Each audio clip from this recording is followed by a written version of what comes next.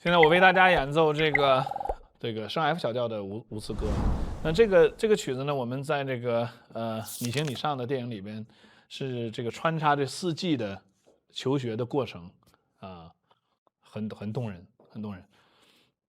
实际我小时候没弹这个曲子，对，但是我觉得江导这个把这个曲子放进来是真的是很点睛之作，而且那个4季，这个春夏秋冬，在这个镜头下配上这个曲子，这种。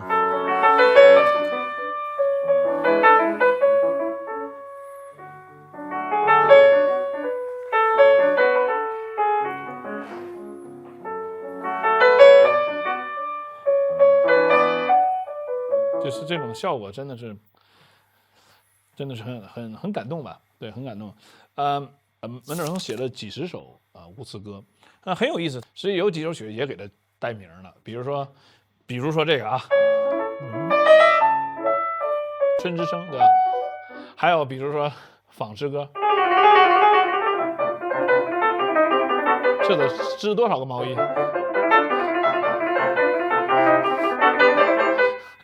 工业革命都出来了那么这首曲子呢是很有意思，你上来就可以去来猜它到底是春夏秋冬的哪季。所以我觉得这个曲子呢，就是很有意思，就是他写无词歌的，我感觉的原因就是，它可以是春，可以是夏，可以是秋，冬可能就算了啊，但春夏秋是肯定没问题。这也是为什么就是说很多国外的这个作曲家呢，他希望演奏者自己来给他来取名，对，所以他不会写得很清楚。对，他这个和我们东方很不一样，因为我们东方几乎每首曲子都会有一个就是很明显的，就会告诉你这什么曲子，春江花月夜，彩云追月，黄河啊，就是我随便说啊，就几乎我们中国的每一首曲子，因为我在录的时候我就发现，我说我们每首曲子几乎都带名，对，那么像门德尔松写了几十首，对，都让你自己猜什么曲子，对，我觉得这挺好玩，这样的话等于是有点自助餐的感觉，你自己来给它取名啊。好，那么现在我们就说一下这个曲子的一些注意要点啊。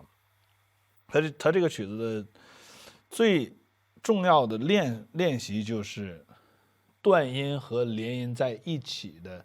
这个同时进行中，这就很烦人。就是火与水，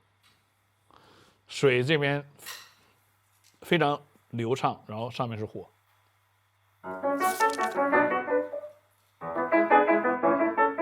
对踏板的考验也非常大，一般就是踏板就是蜻蜓点水一下就够了。如果渐强的话多一点，加一点。几乎都是往上，都是这样，除了这个。然后呢，现在考验你的时间来了，3、4、5是连，大指和二指是断的。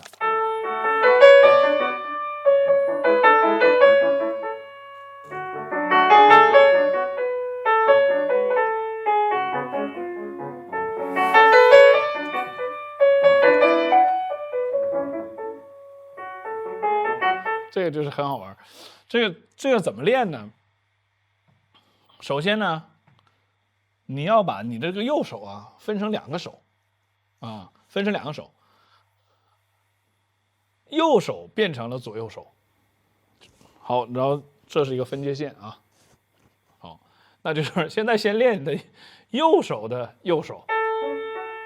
那就是4、3、3、4、5，对吧？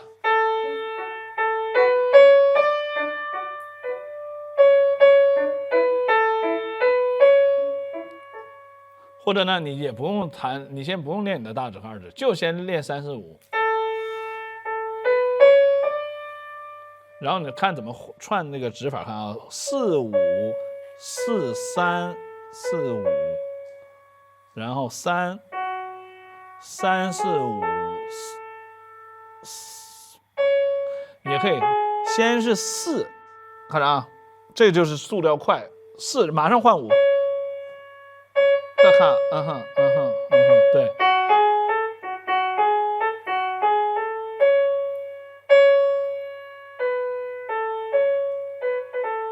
这也是啊，看着啊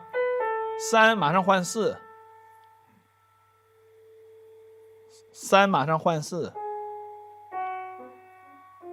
你要想象你自己是只蜈蚣，脚特别多，但是呢，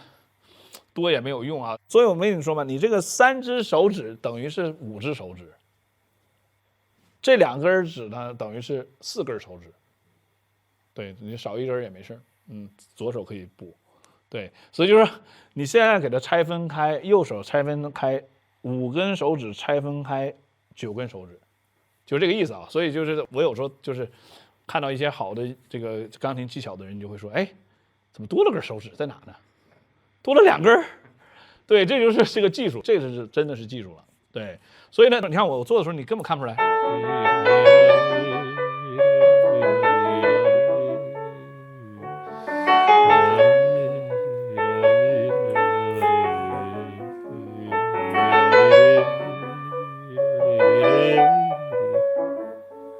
其实你根本看不出来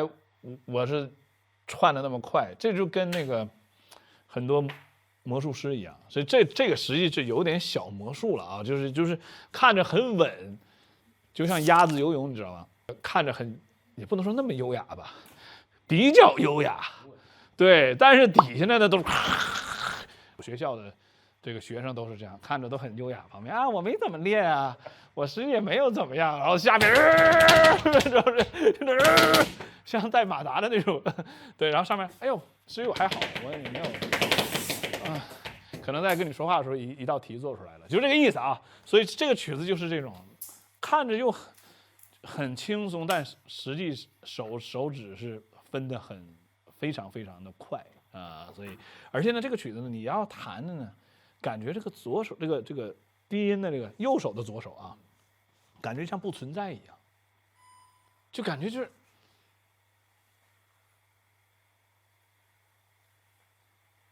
在喝杯茶的功夫签了个大单的感觉，你知道，就是这样的一种感觉，